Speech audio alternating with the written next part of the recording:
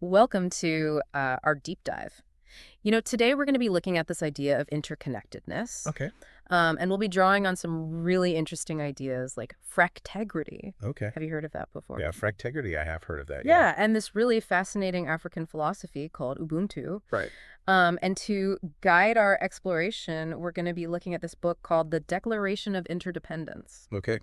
Have you ever come across that one? I haven't. So this book really delves into living a life of Okay. love, infinity, and integrity. Okay. And it's full of thought-provoking ideas. And one that really caught my eye is the infinity principle equation. Okay. I like equations. Do you? So, So this equation, it states that ethical behavior increases when we increase our sense of responsibility and decrease our reliance on external morality. oh, that's interesting. So it's kind of like instead of following the rules because someone told us to, it's more about understanding the impact of our actions on others. Yeah, exactly. So less about doing what's right because someone told us to, and more about making choices based on a deep understanding of how they affect the world around us. Yeah, I like that a lot. And the book uses a really interesting analogy to illustrate this point. Okay. Imagine a spider web. Okay. I can picture that. What happens when you touch a spider web, even very gently? It vibrates. The vibrations travel throughout the entire structure, right? Right. The areas closest to your touch are most affected, but the impact ripples outward, reaching even the farthest points. So are you saying that our actions are like that touch on the web? Yes, They exactly. create ripples that extend far beyond ourselves. Our actions are like that touch on the web. Okay. They can impact our families, our communities, even the world at large. It might be hard to see those ripples sometimes, but they're always there. Wow, that's a powerful image. It is. It really drives home the point that even seemingly small choices can have far-reaching consequences. It really does. This brings us to the concept of fractegrity. Fractegrity. Yeah. It's a term that captures this idea of integrity at every level. Okay. Individual, community, national, global. Fractegrity. That's a new one for me. A good one. Can you elaborate on what that means? Think of a fractal. Okay. You know those mesmerizing patterns that repeat themselves at different scales? Okay, yeah. Fractegrity is like that. It suggests that integrity isn't just a personal quality. It's essential at every level of our existence. Just like those intricate fractal patterns, integrity is crucial for building a healthy and functioning society. So it's like saying that integrity isn't just about being honest in our personal lives, Yeah. but also about holding our leaders accountable, advocating for fairness and systems, and working towards a just world on a global scale. Exactly. That's a big idea. It is a big idea, and it underscores the profound impact of individual actions. You see, when we act with integrity, we're not just building up our own character. All right. We're strengthening the entire interconnected web. I love that. It's a good one. It reminds me of that quote from Andy Andrews' book, The Butterfly Effect. Okay. He says, "You have within you the power to change the world.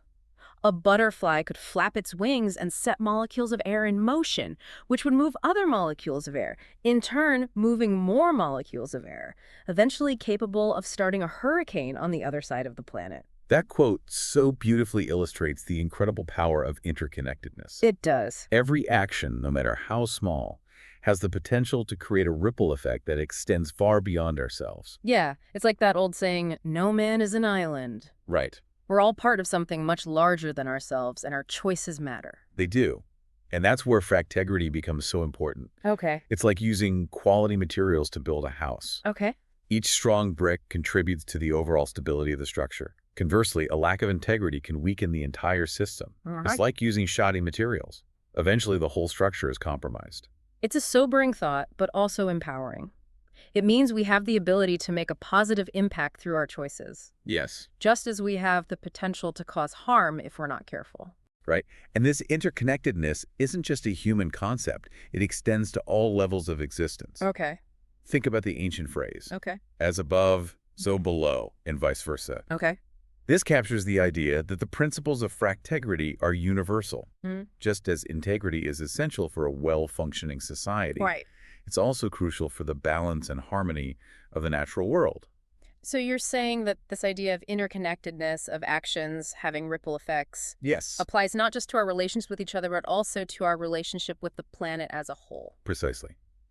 And this leads us perfectly to the African philosophy of Ubuntu. Ah, Ubuntu. Have you heard of this one? I have. I've heard of that.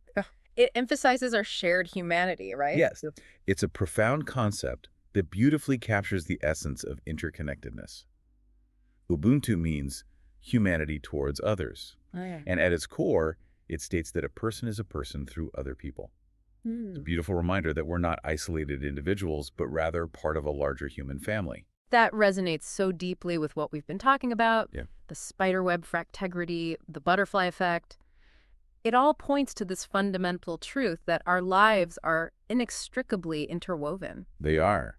To really grasp the visual power of Ubuntu, imagine the Mandelbrot set. The Mandelbrot set. Now that sounds a bit technical. It might sound technical, but it's visually stunning. It's this incredibly complex mathematical structure.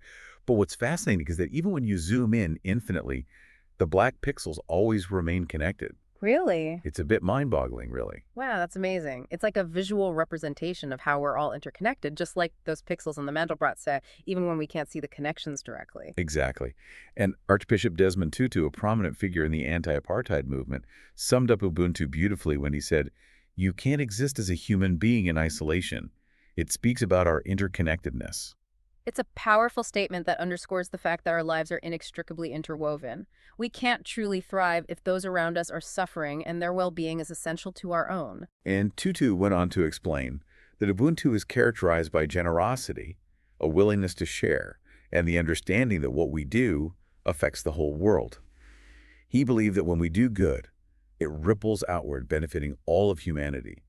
He also recognized that the opposite is true. Right. When we cause harm, those ripples can have devastating consequences. It's a beautiful vision of a world where we recognize our interconnectedness and act accordingly. It is. And speaking of acting accordingly, there's this fascinating story about an anthropologist who was studying an African tribe and decided to play a little game with the children. Okay. He placed a basket of delicious fruit under a tree Okay. and told the children that whoever reached the tree first could have all the fruit for themselves. So you'd think it would turn into a mad dash, right? You would. But here's the twist. When he gave the signal, all the children held hands and ran to the tree together. They chose to share the fruit rather than compete for it. Wow. And when the anthropologist asked why they did that, their response perfectly encapsulated Ubuntu. What did they say? They said, "How could any one of us be happy if all the others were sad?" It's such a simple yet profound story that highlights the core principles of Ubuntu: It really does. interconnectedness, generosity, and a focus on collective well-being. It challenges the individualistic mindset that often dominates our thinking and reminds us that true happiness is found in connection and shared joy. It's a powerful lesson, especially in a world that often emphasizes competition and self-interest. And this brings us to the challenges and opportunities of living in a connected world. On one hand, we have the potential to create positive change, to collaborate and support each other on a global scale. But on the other hand, we also face the consequences of our interconnectedness, global challenges like climate change, economic inequality, and social unrest. It's a complex landscape, and how we navigate it depends largely on our perspective. To illustrate this point, let's consider a story about two men who were both considering moving to the same town. Okay, I'm intrigued. Tell me more. Both men encountered a wise sage on their journey and asked him about the people in the town. Sounds promising. What happened next? The first man, who had a rather negative outlook, asked, "What are the people like in this town?" The sage responded, "What are the people like where you come from?" The man replied, "Where I come from, the people are nasty, rude, and unfriendly." To which the sage simply stated, "People are pretty much the same here." Oh, I see where this is going. His negative perspective shaped his expectations of the new town. Exactly. But then the second man, who had a more optimistic outlook, came along and asked the same question. "What are the people like in this town?" The sage, as before, asked, "What are people like where you come from?" This time the man replied, "Where I come from, the people are nice, friendly, and always willing to help out." And the sage responded, "People are pretty much the same here." So both men received essentially the same answer, but their own perspectives colored their interpretations. And that's the key takeaway here. Yeah. Our outlook shapes our experience. By choosing to focus on positivity and shared humanity like the second man, we can create a more connected and fulfilling experience, even in a world that presents challenges. It's a reminder that while we can't control everything that happens around us, we can control our attitudes and choose to approach the world with an Ubuntu mindset, one that emphasizes connection, compassion, and the understanding that we're all in this together. That's beautifully put. And it really highlights the power of perspective in shaping our experience of interconnectedness. This has been so insightful. We've covered so much ground already, from the infinity principle to spiderwebs, fractals, and the wisdom of Ubuntu. It's fascinating how these stories and concepts all point to the same underlying truth, isn't it? Absolutely. That we're all connected whether we realize it or not. Our actions have consequences that extend far beyond ourselves. Precisely. And Archbishop Tutu reminds us that this interconnectedness isn't just about recognizing our impact on others, but also about recognizing the impact of others on us. He said, "We are diminished when others are humiliated, diminished when others are oppressed, diminished when others are treated as if they were less than who they are." It's a powerful reminder that our well-being is inextricably linked to the well-being of others. We can't truly thrive if those around us are suffering. We are all part of one human family. And Ubuntu calls us to recognize the inherent worth and dignity of every human being, understanding that their well-being is essential to our own. Beautifully said. And that recognition is where the real work begins. Living a life of Ubuntu of Fractegrity is an ongoing practice. It's about consciously choosing to act in ways that benefit not only ourselves, but also those around us, recognizing that we're all part of a larger whole. It's about shifting our perspective from me to we. And that shift in perspective, as we've seen in the story of the two men, can have a profound impact on our lives and the world around us. We have a choice in how we perceive the world.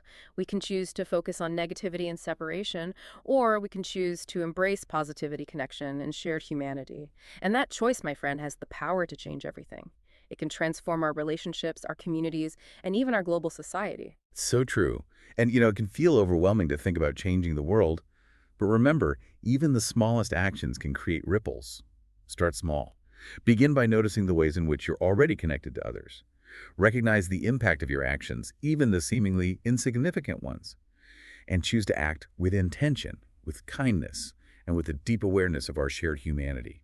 It sounds like it's about cultivating a sense of mindfulness, Yeah, paying attention to the ripple effects of our choices, and understanding that we're not isolated individuals, but rather threads in the intricate tapestry of life. exactly. Each thread, no matter how small, contributes to the overall beauty and strength of the fabric. It's a beautiful analogy, and it makes me wonder what would happen if we all started living with this awareness, this sense of interconnectedness at the forefront of our minds. That's a question worth pondering. Imagine the possibilities if we all embrace the principles of Fractegrity and Ubuntu. What kind of worlds could we create? It's an inspiring thought. A world where compassion, generosity, and a deep respect for our shared humanity guide our actions. A world where we recognize that our well-being is inextricably linked to the well-being of others. It's a world worth striving for, wouldn't you say? Absolutely. And it all starts with each of us making conscious choices in our daily lives to honor our interconnectedness and contribute to the collective good. Well said. And, thinking about those small everyday choices, that brings us to the next part of our deep dive. Okay. We'll be exploring some practical examples of how we can bring these principles of interconnectedness into our lives, starting with our consumer choices. That's something I think we can all relate to. So if you're ready to dive deeper into the practical side of interconnected living, stay tuned for part 2 of our deep dive.